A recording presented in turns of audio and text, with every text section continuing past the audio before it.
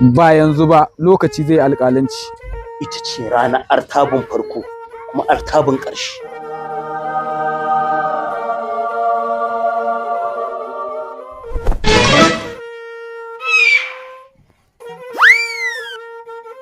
Duk dai magungunan da na san na gada a wurin mai gida sarki, insha Allah zan harhaɗo su, zan zo mu ga yadda za a yi da yardar Allah.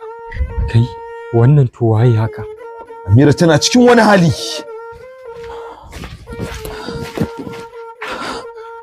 Babban yaya, goje ga wannan din naje na samu. Zan tura ka, za ka gano menene matsalar.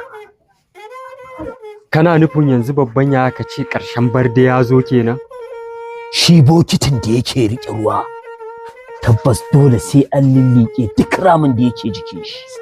Duk abin da kuke faɗa a kunnina, ba ku san waye barde ba, ba ku san dalilin da yake bibiyar rayuwarku ba.